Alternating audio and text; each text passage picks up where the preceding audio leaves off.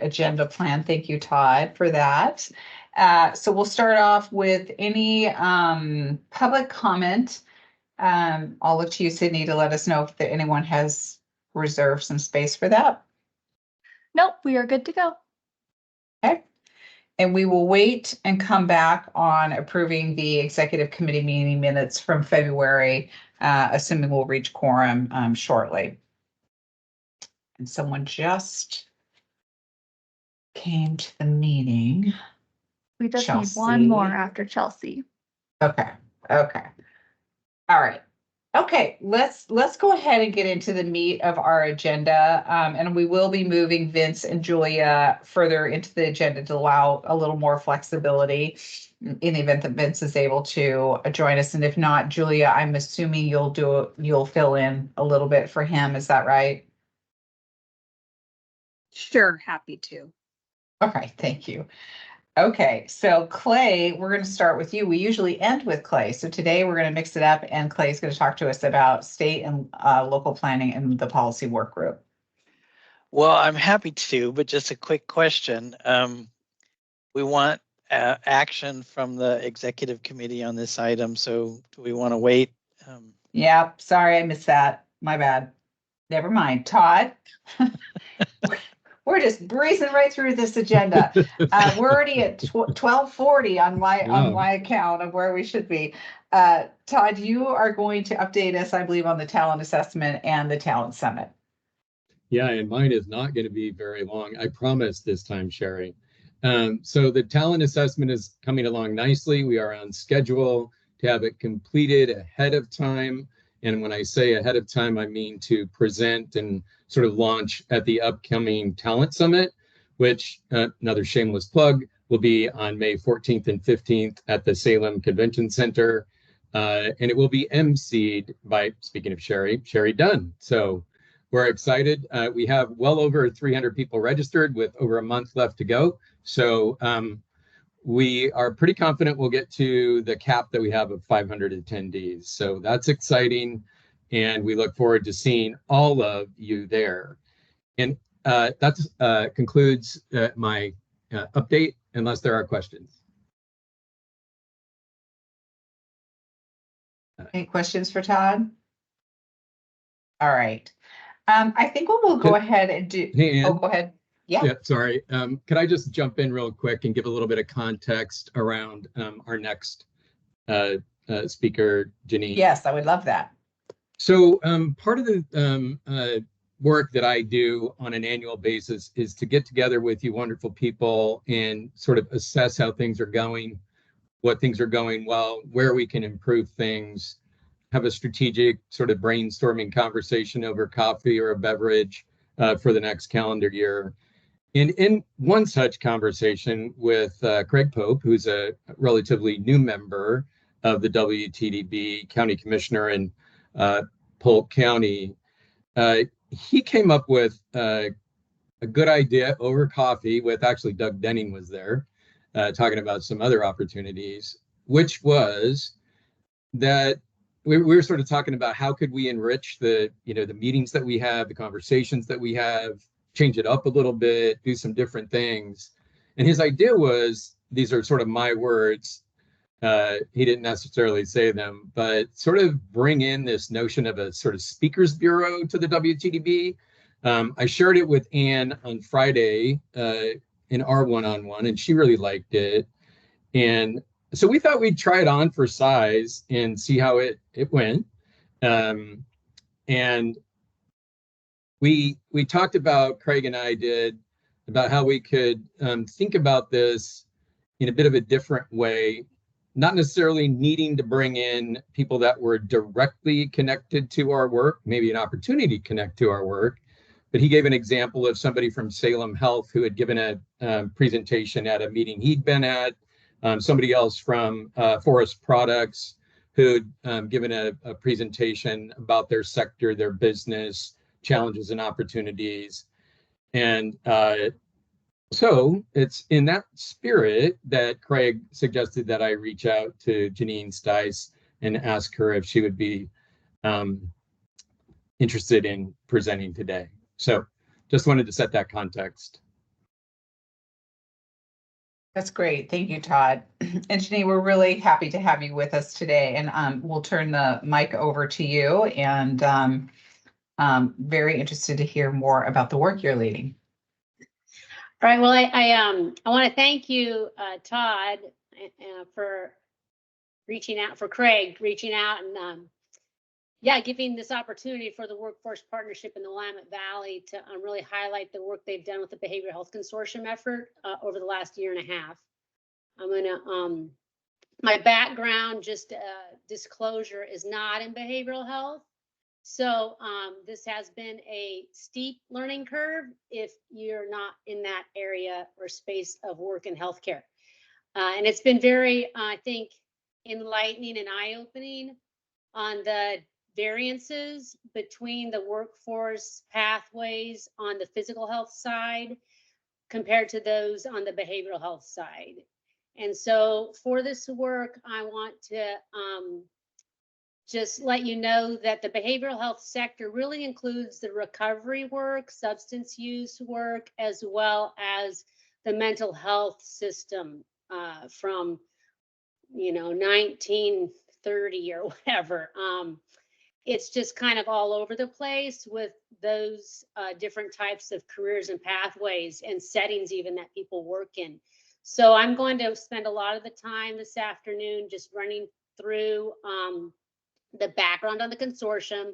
I have about 15 PowerPoint slides, and then I'd like to move, hopefully as quickly as you'd like, into any kind of questions, discussion that you'd like to have around this.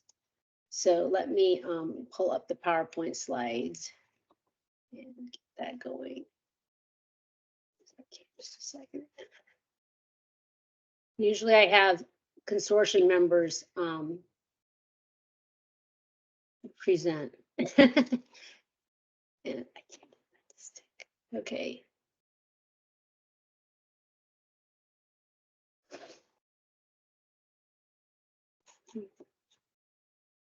Okay. Why is this going? I'm sorry. Oh, Do It's you here. okay. want me to share the slides, Janine? I've got it. I think I might have got it. Okay, I said let me share know if you need me to slides. jump in. Okay. Yeah, if you could, you have the slides, I think. Can you do that, Sydney? Sure thing. I'm sorry. It happens to the All right. best of us. Trust Well, me. I'm an in-person. I've been in healthcare since like the 80s. So, and I did most of it in person. I love in person. And then I jumped back into this position, yeah, in 2022. And I got to learn behavioral health as well as all of the Zoom meetings. Anyways, so that's the title slide. Let's go to the next slide. For those of you unfamiliar with the Workforce Partnership, our region includes Marion, Polk, Yamhill, and Lynn counties. The adopted mission is one of the 9 workforce boards. I think most of you are aware of that. The mission that they've adopted is through collaboration, training, and outreach. The Willamette Workforce Partnership efficiently drives results that lead to a skilled workforce, successful employers, and thriving communities. Next slide. Thank you. So the background, as I mentioned, in the spring of 2022, the program director applied for round 4 of the Oregon Health Authority How-To grants. If you're not familiar with the How-To program, the How-To program is intended to expand health professional training within the state to address the current and future shortages in the healthcare workforce in rural and medically underserved areas of Oregon. The program supports innovative, transformative, community-based training initiatives that will address identified local healthcare workforce shortages and expand the diversity of the health professional workforce. The Workforce Partnership really was looking to move into consortium work that actually had been lifted up earlier with the Central Oregon Consortium and the excellent work that they had done. And so it was in the spirit of that to get that rolling in the Valley as well, because that was proving very successful. And Heather and Adam in particular helped, and I reached out to them as on moving this grant forward. So next slide. The objectives when they received the award, the primary goal was to establish the Behavioral Health Consortium to increase access to and retain workers in the Valley. Their objectives included expand business access to essential supports. What we found was many people in the healthcare sector were completely unfamiliar with the workforce partnership efforts and the training funds that are available in the workforce. They may or may not know that the workforce partnerships exist because they're really in the CCO world and that network in healthcare, and there's not a lot of crossover onto the workforce partnership world. The second goal is examining the causes of poor compensation and employee burnout to enhance job quality. This sector has historically and continues to lag behind the physical health sector as far as reimbursement and pay goes for the amount of years needed for education, particularly for licensed professionals. The third objective was to increase training availability for the emerging workforce, to make it more accessible, particularly for people who already are working and want to maybe move into different positions in the career in this space. What may be a receptionist in a community mental health setting, and they want to move up into licensed positions or qualified mental health associate positions, creating pathways that would allow them to enhance their careers. Explore the possibility of investing WIOA funds to enhance access to existing and new training. Again, those funds were unknown, and the access and how they could be integrated was pretty much unknown to employers in our area. And then understanding the systems that created this advantage for BIPOC communities to enter the workforce and to adjust for more inclusivity. If you are not familiar with the injustice and systemic injustice in this space in particular, you could go to the Oregon State Hospital Mental Health Museum, and it's a stark reminder of where things were for a very long period of time in the state. Next slide, please. Okay, so between let's see, September and really January, I did outreach and engagement with the employers in our region, looking particularly in our area. We have 3 CCOs in the 4-county region, and so it is a dynamic tightrope a little bit on competition between these different health systems. We also have our largest area has still independent hospital systems.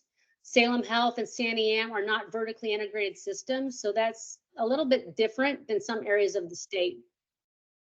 So the outreach and engagement, by that point, we had 40 members come to the consortium kickoff from 28 organizations, included the area hospitals, insurance agencies and companies, the private practice settings, particularly the ones that contracted with Oregon Health Plan, as the grant is really to support the providers that deliver care to the Oregon Health Plan population.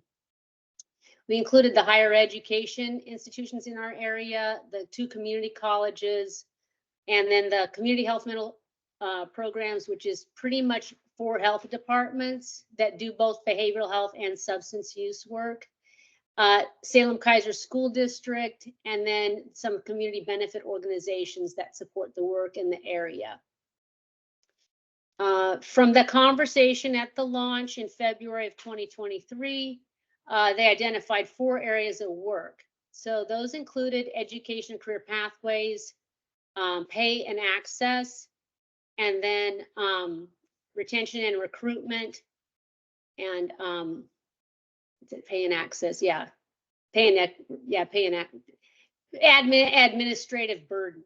Okay, so like that was its own thing. And what happened over time, really into the next year, was the legislative session occurred and House Bill 2235 passed. And that moved a lot of that work on pay and access and administrative out of this consortium's work, because honestly, most of those problems are statewide that can't really be touched very easily at the local level. The general meetings occurred monthly, hybrid. The launch was in person. And then the work groups occurred virtually each month to develop a shared work plan. Next slide, please. Thanks. So they established a vision statement that included create a permanent place where local entities can build and improve industry-driven career pathways, giving agencies and provider groups the diverse workforce they need now and in the future, and develop clear pathways for multicultural education and employment for incoming workforce. Next slide. The three primary goals were to build the health consortium in year one, drill down, increasing the number and diversity of behavioral health providers working over years 2 and 3. And then a goal of the region is to aim to create paid internships for the region over time. We worked over that first year, really between February 2023 and 2024.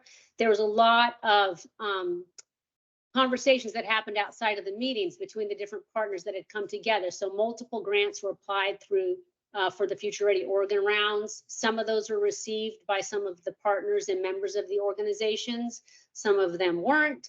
So some of the actions that depended on receiving grants were not able to move forward. Other actions that, for example, we had a video action on creating a video series called Faces of Health that would raise up 10 different careers in healthcare into 2 to 3 minute videos. And it would capture the setting and the stories of the individuals' pathways into their careers. So that is something that's happened over the year through some funding we got from one of the CCOs in a partnership with the community college.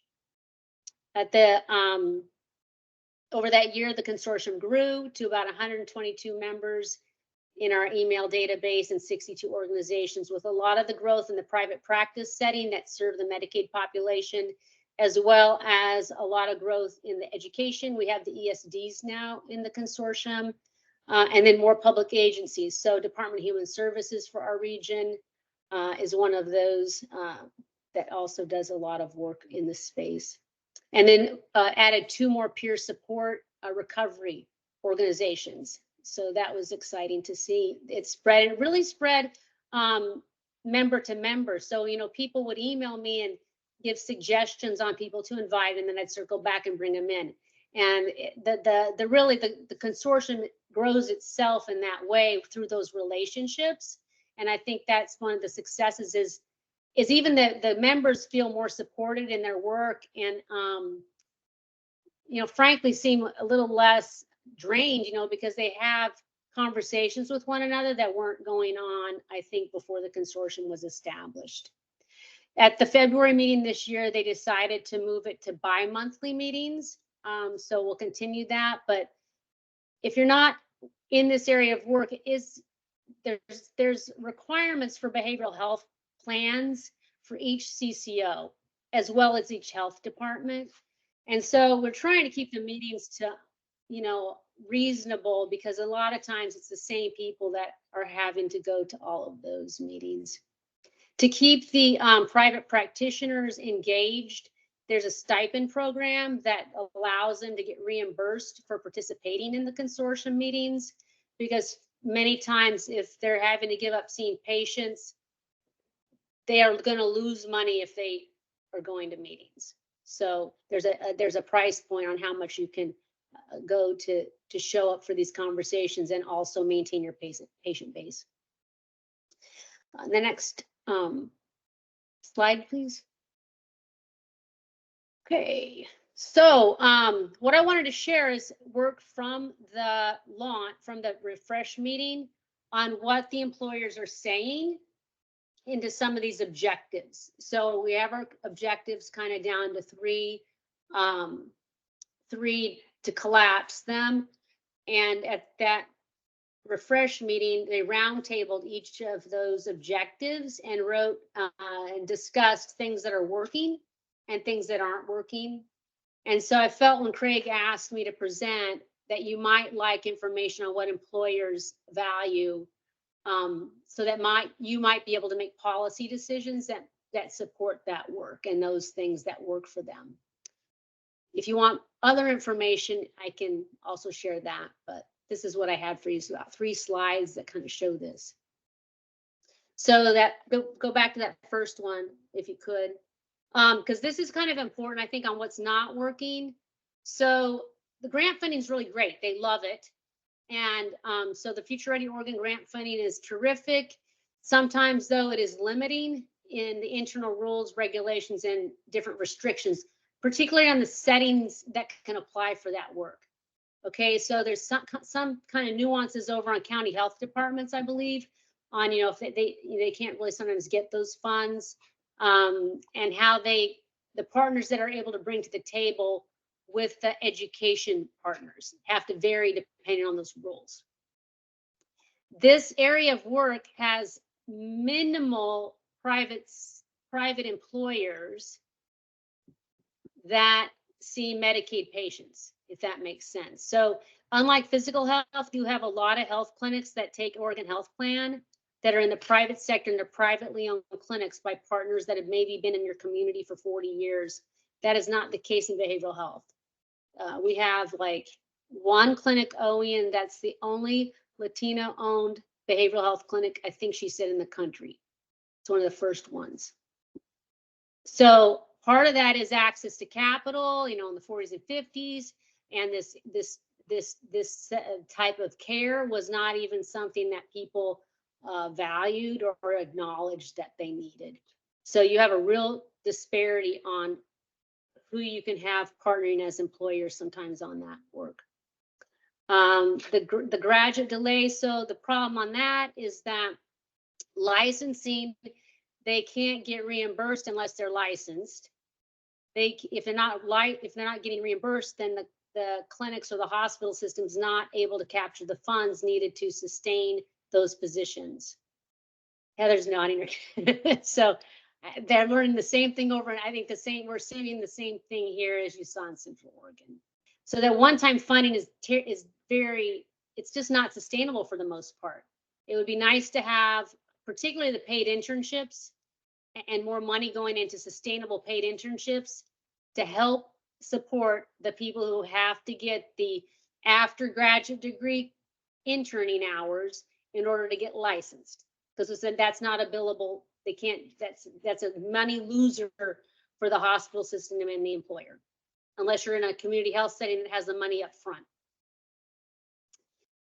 There's sometimes a lack of commitment to loan forgiveness. So that seems to vary in this state, you know, depending on what's going on. So it's just not a secure path on the loans. And a lot of younger students in particular, the high schools, they're really looking at, they don't want the debt burden. So they're looking at positions in jobs and apprenticeship pathways that can reduce that debt burden and get them into great jobs without that debt. And then finally, a big thing in Oregon is there's sometimes a lack of reciprocity of what I would say Oregon-centric credentials. So those are the credentialed positions that you don't sometimes see in physical health. So like certified medical assistants, those are pretty much national standardized certifications. But what we have in Oregon behavioral health is we have something called qualified mental health associates. And that is an Oregon-centric credential. And it's great to have an apprenticeship pathway to that to help and somebody become that position. But if that person wants to move out of state, that credential is not going to get them the same quality of a job that they had in Oregon. I mean, maybe that keeps Oregon workers here, but I'm not sure if it's fair for the employee that is hoping to have a career that they could go anywhere they want with their dreams and their futures. Next slide. Is there any questions about that particular? Because that's the only time I'll go on that objective. Is there any questions on that one? Well, I mean, Well, I think that's, go ahead. oh, I was gonna say, that's something that we have been, we've noticed. And I know Clay and I and who else was part of that group where we looked at credentials and the transferability. I think this transferability question comes up in Oregon across different work areas. And I think one thing we might consider is recommendations around some uniformity, because that's a key to drawing people, but also, like you said, we don't know what people's life situations will be, and we want to make it possible. So anyway, sorry, Anne, this one. Oh, ditto. I was just gonna say this customization piece, we have to stop doing that and being so geography based and be more like, how are we gonna bring more people into the workforce and how can we standardize and make it easy to cross? I mean, Washington is literally 8 miles away from here. So, why do we have different certifications, et cetera? It just serves as a barrier. And most of this work, there's national, okay, because in the physical health, a lot of that is guided by the Center of Medicaid and Medicare. And so all of the requirements for those positions, billing positions, is a national, pretty much a national standard. And so the only time you might need to pivot away from the national standards, even on alcohol and drug recovery, those are CADC's national standards.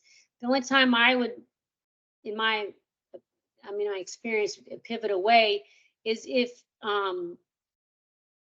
they're doing it here because of the Medicaid waiver. Okay, so there's a lot of opportunity in Oregon to do different things with that Medicaid waiver and create pathways that can bill under the Medicaid waiver. But that, when you're looking at, as a board, you could always say, well, what does this look at like nationally? Because I think that's where you can get back to, is this a certification that can cross the state line or not?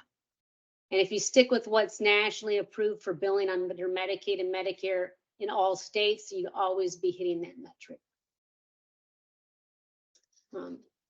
So we'll move on to the next kind of objective that they discussed, if you'd like. The next slide. Okay, I love this. So increased training availability to the emerging behavioral workforce. And I really love this objective because they made traction over the year in this. And it was really exciting to see. When they began the conversations, the community colleges didn't have many one-year certifications even started that would create kind of a stackable way to keep people engaged as they moved on and pivoted into different spots. And so the idea of the stackable certification example of that would be one of the community colleges established a behavioral health certificate. That's a one-year certificate. And then after that year, they could continue up and pick either a QMHA, which can get on to a four-year college. So that's QMHA is Oregon-centric, but if you make the career ladder link right, you can get the QMHA over to the four-year institution to get them on track to become a licensed professional. But it has to be very intentional what you're doing to try to get them into those different spots. The other example is another community college created a social services one-year certificate, and they can continue on with the CADC, that can continue on to a four-year school and then go on to the career pathway that way. In addition, we have a CTEC program as the first in the country to create a behavioral health human services track. And so by the end of the high school time, they'll have a qualified mental health associate, which could continue on into the four-year universities to get clinical degrees. Barriers to this has to do particularly in the supervising area. For smaller institutions that don't, their supervisors for the clinical pathways, which is licensed clinical counselors as well as the social workers. Typically, the supervisor has to adjust their schedule to see less patients when they do that, to take on the supervision duties. And they have another level of requirement in Oregon to be the supervisor. So it's more training, more education, more documentation, and less patient care for that supervisor. And depending on the bandwidth in the organization, that can really drain their funding a lot. So that's one of the smaller hospitals. That's why they're not supervising more patients. I mean, more interns, because they can't afford to do that, because the hospital systems are not doing that great financially right now.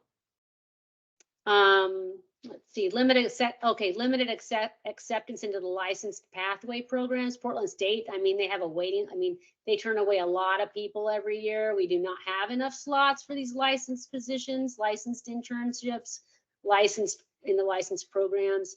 The CTEC program I mentioned, they had 250 students who wanted to do this work and get into this track, they could accept 50. So we're trying to figure out, you got 16, 17-year-olds that are excited about this type of work. How can we keep them, engaged and wanting to move forward with that limited slots, and try to get them other opportunities to do this. This was raised up as a really, I think a real ask would be having more of a regional plan to address and also compress the length of time it requires to get licensure. So I'm not certain, how this could happen, but the engineering and those programs have collapsed to 5-year programs. This would probably have to be national conversations around these pathways for licensure with the licensing boards in the state, but it certainly would help students and help the workforce shortage if these pathways were collapsed like you've done in engineering, where people can get internships during the same time they're going to school and finish with their degrees and get licensed and move on to start working. Is there any questions about that objective? Okay. All right. I have the last one a couple more as an example of the shared action plan. If you want to do the next slide. This is just one little area. So it's one that we're working on, assisting employers in their effort to increase diversity and inclusivity and the compensation and burnout. To that end, we have 3 members that were selected to be on the statewide work group on House Bill 2235. We're really excited about that because that's good representation from our region on that workforce bill. And then we're now going to be offering behavioral health traineeship grants that our program directors figured out how to kind of brand some of that WIOA training grant opportunities with the workforce funds so that they're kind of tagged behavioral health training grants with the application that we'll be able to roll out in May to select the trainings for them to implement in their organizations over this last year. And then finally, we've had 2 of the 3 CCOs step up and offer stipends with some of their funds for students in their area. So we'd love to have all 3 of them, but 2 out of 3 I felt like was a pretty good hit with that. And so we're getting that onboarded as well this year. And the next slide. Might be near the end. Oh, the last thing I had is a member survey. So we're monitoring some of the progress with just a member survey to find out how they're doing. Third-party administered. So Western Oregon University developed it and implemented it for us. They're a member of the consortium. And then they shared the results with the members through the updates that I generate and send out to them each month. So the next slide will show how they feel about the consortium and its work. We're really excited that it's worked really well, I think, increasing awareness by students and job seekers on increasing participation in education, training, and support, and increasing program alignment. This was a tremendous amount has happened on the coordination between the CTEC, the ESDs, the schools, and then the community colleges, and then the 4-year institutions. So really getting those relationships tighter and tighter to figure out how they could best get students, moving through these places. The increased job retention and the worker wages, those we haven't hit as well yet. It's going to take more time to hit those metrics and make an impact there, I believe. They've had more retention, I think, in the private sectors that contract with Medicaid and also in the schools. The highest acuity and most difficulty with retention is in the county health departments that still see some of the highest acuity patients. And many times people will leave there after their internships and move into private practice where they can take private insurance and have do virtual care because they like that balance for their lifestyles, their personal lifestyles with their families and their values. The next slide, I think it's the end. I'm happy to take questions. I hope this is information that is valued to you, and I love what's happened in this space. It's been really neat to see. Yeah, congratulations on this amazing really great body of work. What can we do to best support you? Or maybe I would extend the question out to our group too. Like, what do we think about what we just heard and kind of our work ahead? How do we help support you in advocacy efforts?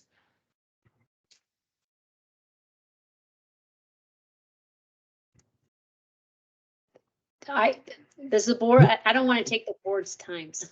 Oh, well, Board for time. me, yeah, for me, what I have heard is we're starting to hear thematic issues, right? And I think that we maybe need to do some advocacy on some of those thematic issues, and they surround stackable certifications, transferability of certifications, and expansion of learning opportunities. So we've heard from several consortia and other areas that are key areas that one thing that's holding people back is they don't have enough trainers or enough educators, either through the number of people who could do it, or what usually we have found is there's an attendant issue, which is the certificate. Like it's like a domino effect. Like in order for this person to teach this, they have to have this certification, and then that starts a new. So like, and I feel like we're seeing that across industry, as well as the stackable credentials and the transferability issues. And so I don't know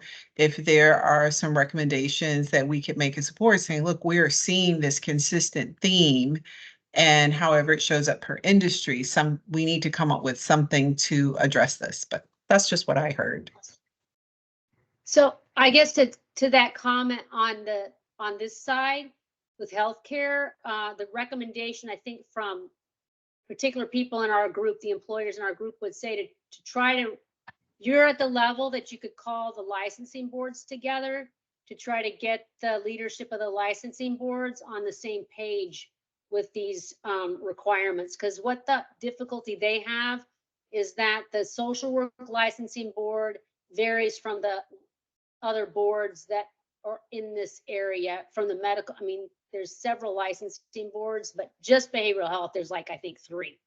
So they would love it if some larger body that has more power perhaps could call them, try to get them together. That would be nice.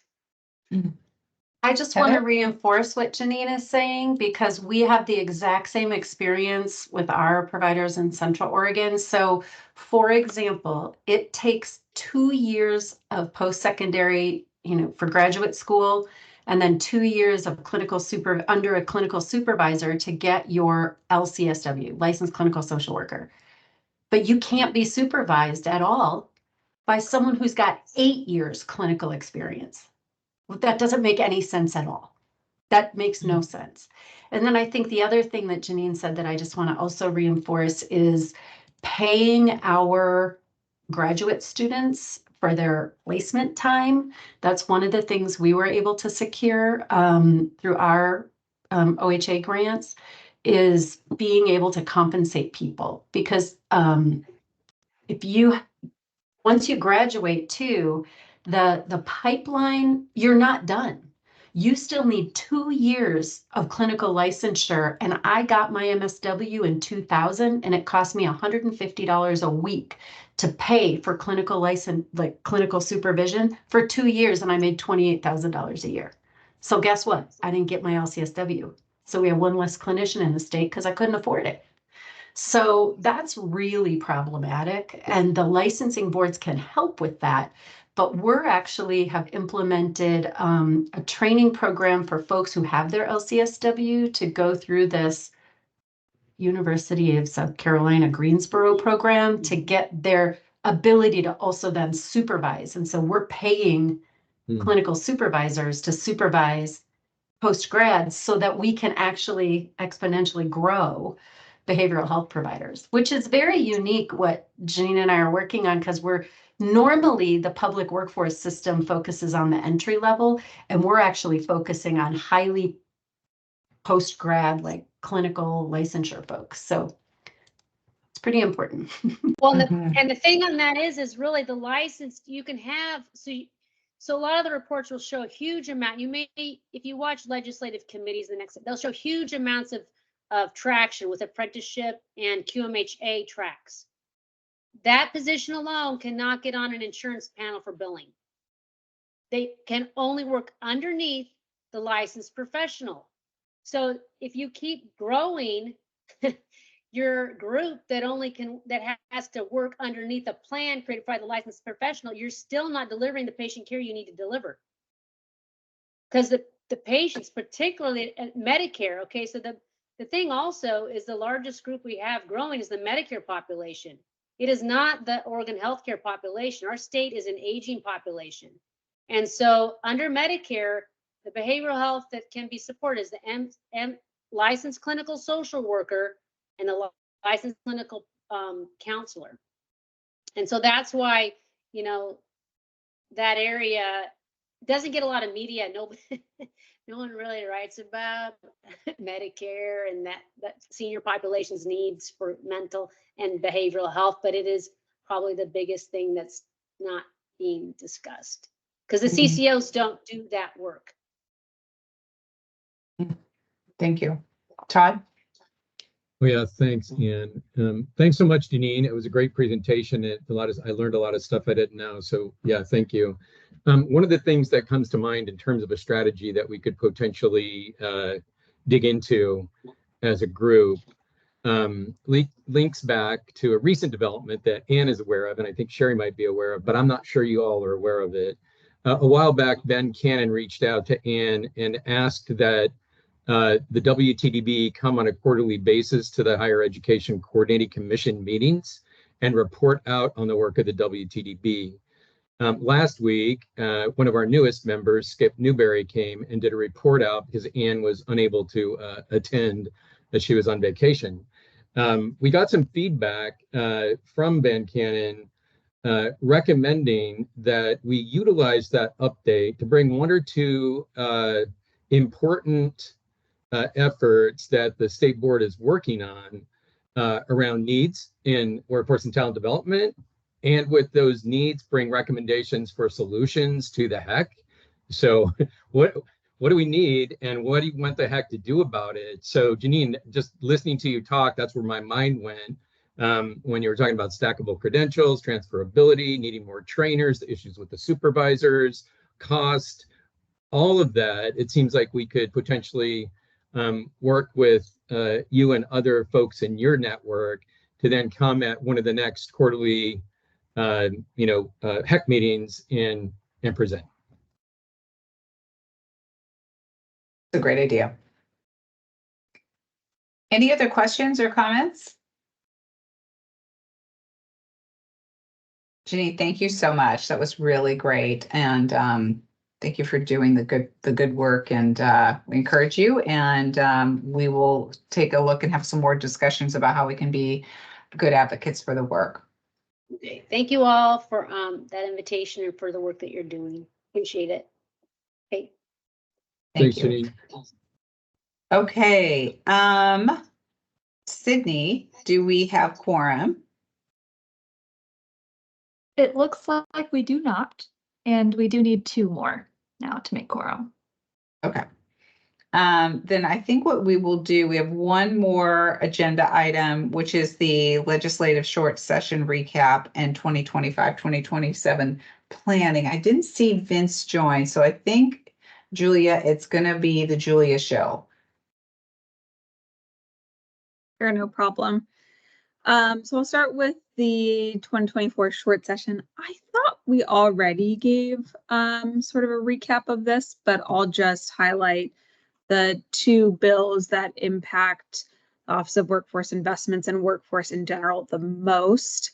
One was a study on the forestry workforce that my office is responsible for contracting to have that study performed, and Todd and then Doug Denning in my office are taking the lead on that. And then the other piece of legislation that I'll mention was related to the semiconductor workforce. There were a lot of different iterations of this bill, but in the end, I believe that the bill provided some funds to universities and community colleges. I think there were 5 total universities and community colleges that were called out to receive funds to support semiconductor training programs and research and development activities. And then Vince could speak more to this, but I believe the bill also provided some flexibility for the Oregon CHIPS Act funds that weren't all used by the businesses that were awarded those funds. There were a few pots of leftover funds, and so this provides the governor's office some flexibility to reallocate those funds to things like workforce activities, childcare supports, etc. So those are the 2 main pieces of legislation from the last session that I'll highlight. I still don't have a whole lot to share about the 2025 long session and the preparations for legislative and budget asks. We've received a little bit more information from the governor's office as an agency, but mostly that is to say that our budget request must not be more than 1% above current service level. So current service level, again, factors in inflation to our ongoing programs. So things like the Community College Support Fund, that the current service level for that will be more than a 1% increase. That's not included in the 1% increase. It's a 1% increase above current service level. So that gives the agency about $30 million that we can request in new funding, which is not very much for an agency that has a lot of different things going on. So we expect that to significantly limit what we will be able to put forward in terms of policy option packages. Heather, I believe it does. But we're still sort of learning more from the governor's office on that. So that's my biggest update. I assume in the next few weeks that we will continue to flesh out what policy option packages and legislative concepts we do move forward and request. But that's still sort of in the planning phase now that we just got this new information. Great, thank you. And Clay, for your item, is it best to keep those packaged together, meaning the update and the approval, or do you want to do the update and then hold the approval for the next meeting? Well, I would leave that to you, and because I feel like some background is important for the action, so I would repeat some of it, but I could certainly breeze through it more in the follow-up item and maybe go into just a little bit of detail today if you'd like. So it's really up to you what you'd like to hear today. Yeah, why don't you go ahead and go through it, and then when we meet again, assuming we have quorum, maybe we'll do a more abbreviated version. Okay. Sure. But I don't think repeating things is a bad thing. I know I benefit from hearing things multiple times. Okay, sounds good. All right, hang on 1 second.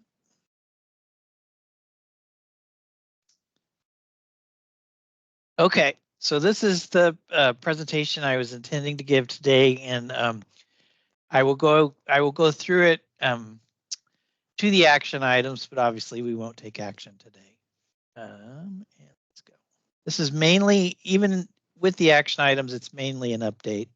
And let's go to that. Okay, dang it.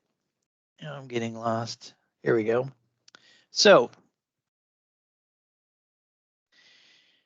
I want to give you a little bit of a overview of sort of how we got here. I want to talk a little bit about the work group, the expectations that the executive committee can have, and then the action that we were intending to take today. In terms of the origin, state workforce boards under the Workforce Innovation Opportunity Act, or WIOA, are required in certain instances and for certain aspects of the law to create policy for the public workforce system primarily around those aspects of the law. And, you know, as I said, some are very specifically called out, some are a little bit more generalized. Some of them aren't, you know, are somewhat debatable as to who's responsible for them, but still the state is required to establish a policy. So there has been an effort since WIOA and even going back in time to other workforce related laws that have passed to sort of assess, you know, what is the state board's responsibility, what is sort of program responsibility, and so on. So this has always been a circumstance, and it certainly continues to be a circumstance under WIOA. Now, the state board can consider policy that goes beyond that. So the state board can look to its own priorities or governor priorities, just so long as it doesn't, you know, contradict WIOA and it aligns with WIOA. Those are certainly allowable actions by the board. So one of the things that has happened over time is we have primarily established the WTDB's policy through staff effort in the HECS, Office of Workforce Investments. And this has been the way that it's occurred over the past few years. And all of these policies then are forwarded to the WTDB for approval after they've gone through the staff development process and then sort of a public comment period, and then ultimately a recommendation to the WTDB. However, one of the things that was recognized about a year ago is that there was a need for more resources on the WTDB side to ensure that policies remain up to date, that there's an eye to look for, you know, new policy areas that might be required, that there was consideration for how policies would be monitored to ensure compliance, and all of these kinds of things resulted in a project to try to establish a new, better aligned, more transparent and inclusive collaborative process. And that process resulted in an inventory. One of the things that it resulted in was an inventory of sort of the WTDB's policies, I mean. And so this is a list of the policies that are under the WTDB's umbrella.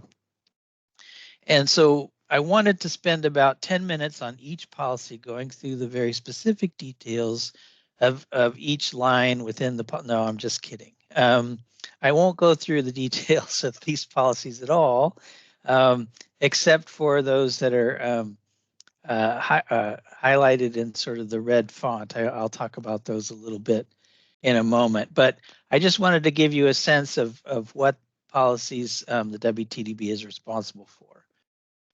So that comes back to the process. We have the inventory. We created a process that was sort of more comprehensive, but not anything that you wouldn't be familiar with within the various places where you work.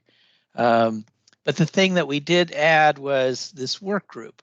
We created a WTDB policy work group to help us with policy advice, policy input, and to help us in the development process or the revision process, if necessary, for the policies that are under the WTDB's purview. And this work group consists of representation from all of the sort of public partners. They're not all present, but they're all represented. And the intent is to have a small enough work group to be effective, but still maintain good sort of collaboration and transparency to the various partners in the system. The work group also includes leadership from both local boards and state agencies, as well as folks who are sort of more on the ground in the workforce centers. Your Heather Ficht is on this work group, and we're happy to have her as a part of it. And Sydney King and myself support the work group. So this group just recently formed. We had our first meeting earlier this calendar year, and are starting to sort of make some progress on sort of identifying next steps and then taking action on those next steps. And that gets to sort of the expectations for the executive committee. First, we want to sort of clean up the inventory. There are a couple of policies that we feel need to be rescinded to kind of clean up the inventory. And then we'll be coming back at a later time with sort of an informational item about policies that are sort of going to be redesignated as WTDB. They were originally created sort of with a different under sort of different circumstances, and through this effort, we're going to redesignate those as WTDB policies. That'll be a very simple. Essentially, we're just changing the format from one to another, and that's just an information item. And then finally, we'll be bringing new policies, probably around the July meeting. You might see one every meeting, every other meeting or so, as we get things finalized and moved forward. And so today, then, the action would be just to consider the policy recensions, and those relate to these two: policy development and issuance, and minimum training expenditure. Policy development and issuance was sort of an earlier effort to try to do what the work group will ultimately help us to do much better. It was a process to develop and issue policies. It's there in the name, and what we've often referred to is this is the policy on policies. But one of the things that we've recognized is that there wasn't sufficient resource to implement the policy, in particular monitoring of compliance. B, the process was sort of very localized to the Office of Workforce Investments at HEC and the staff supporting the WTDB, and didn't include other partners other than sort of standard public comment processes. And so given the fact that we've replaced this policy with a better process, not a policy, but a better process, and we've created the work group to provide greater collaboration and transparency, we feel like this policy can be rescinded. And it's not being replaced because we feel as though it's better to have this kind of a process at that level instead of a policy level to give more flexibility and adaptability to changing needs. The second one, the minimum training expenditure, this was established. This is one of the areas where the WTDB sort of acted on one of its own priorities, where it was intended to try to create a priority for investment of funding for in the local workforce boards for training for participants. One of the things that has come up over time is that, as I had kind of touched on earlier, there was not an ability for the WTDB to monitor this particular policy. There was significant concern expressed about some of the definitions included, that things were not adequately defined, that there was in some cases not data available, and in particular for small workforce boards, there was a concern that this particular minimum training expenditure policy sort of limited their flexibility for how they invested their funds and operated as a small board. And so, interestingly enough, in the House, this is at the federal level, at the House, recently passed WHEO authorization bill. It has to go through a Senate process and then be reconciled before it would, ultimately go anywhere and be passed into law. But that particular House approved WHEO authorization included language around similar to this minimum training expenditure. But because we haven't really been able to monitor it, because there have been concerns about how it is to be interpreted, and now there are concerns that there may be something that would potentially supersede it or affect it in some way. The staff is recommending that the minimum training expenditure be rescinded as well, and then it can be considered again down the road if it's appropriate. And so that was the action requested, and we can bring that back with an abbreviated presentation at an executive committee in the future. So that's it, unless there are any questions. I want to thank you for doing this work, and I think Heather, you called it out in the chat. Policy work can be tedious at times, I'll say, as somebody that has to review all the people policies at PGE. It's not the most fun work to do, but it does help steer and guide organizations when you need sort of the rudder to help you. And I appreciate the emphasis on simplification, as in the last example that you gave. Like if something's coming that's sort of supersedes, then why do we need this? Like that kind of goes to the thing that we were talking about earlier, that if you have something somewhere else that makes things more simple, straightforward, more expeditious, why not embrace that? So thank you for that work. Any questions or comments for Clay? All right. Awesome. Thank you, Clay. And then last item is just any other business, or if we have next steps. Oh, Vince, we see you. Julia stood in for you, but I wonder if there's anything that perhaps you would want to update us on, since we've got you for a minute here. Well, I'm sure Julia did an awesome job covering what needed to be covered. No, I don't think I don't have much, unless I'm certainly happy to answer any questions anyone have. We're still in the deep in budget. I don't know what the second word is, but You wanted to say hell, and we all know it.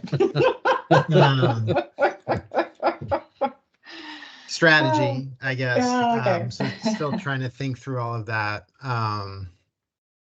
but should have something soon. I will note, since I see him on camera, I just have to mention that we had this great event at Oregon State on Friday with Jensen Huang from NVIDIA and AI. And Venkat, I just want to put, I had the pleasure of being at a lunch with Jensen, and I was like, your NVIDIA team in Oregon has been so valuable to us. So I put a good word in for you. Not that you needed one. I did. I gave a keynote there on Wednesday, Vincent, so that went reasonably well. But I couldn't make it on Friday, so I'm glad you went. Well, NVIDIA was very well represented, not just with Jensen, but a bunch of other people, and it was a great event. Cool. All right. Thank you, Vince. Any other business before we adjourn? I just have, oops. Sorry. Oh, go ahead. Go ahead. Oh, I was just going to do a follow-up, Sherry, and let Ann know, since you thought it was a good idea to maybe get together with Janine and talk about the behavioral health issues and opportunities and take it back to the HEC. I'll follow up with her and pull together some maybe strategy meetings to sort of plan for that. And sorry, That's Terry. awesome. Yeah, thank And you for Todd, that. can you include us in that work too? Because we do the exact same thing. Yeah. Yeah, Sherry? I just want to throw this out here now. Just full disclosure, this is a client of mine, but I think it's important for us as a board to know, Rosemary Anderson, POIC Technical School, they are expanding their capacity to provide training specifically in the tech area, wanting to connect to the CHIPS Act and wanting to get their young people ready. They're developing a specific training program, and they would love to be more a part of these things so that they as an organization, I know they work with Andrew very closely, Andrew McGaw, but they just want, I think, us to know at the state level that they are ready, willing, and able to help bring their constituency to this work. So just throwing that out there. I might add, because I spent a little time with Joe as well. We were able to partner them up with Microchip out in the Gresham area, and as part of the Oregon CHIPS agreement that we have with Microchip, they've committed to some internships and some additional training with POIC that we're really excited about how that's going to play out. And frankly, we're using that as a model for all the other companies that we're negotiating with on that.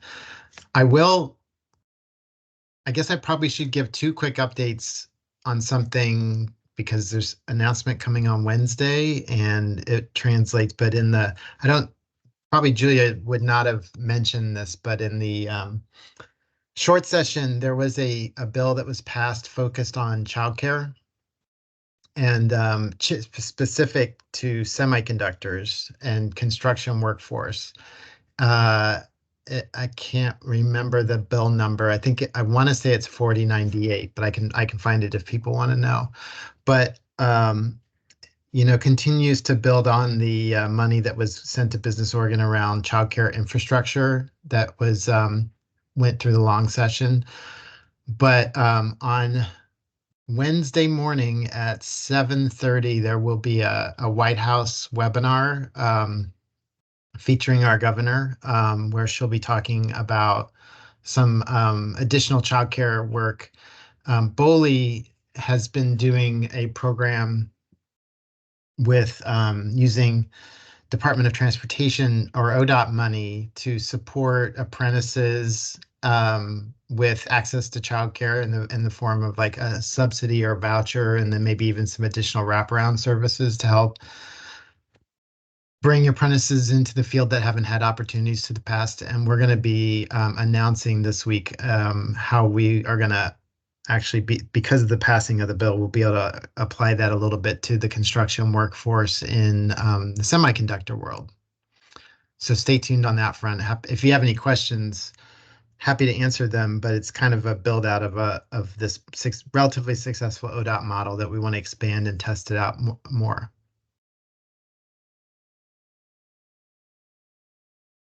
That's terrific.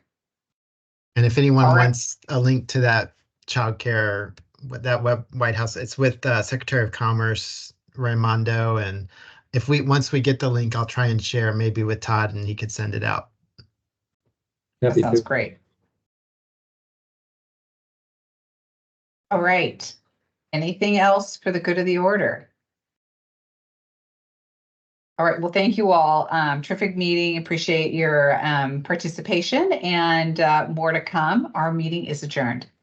Thank you. Thank you. Bye-bye. Thanks, Ann. Bye.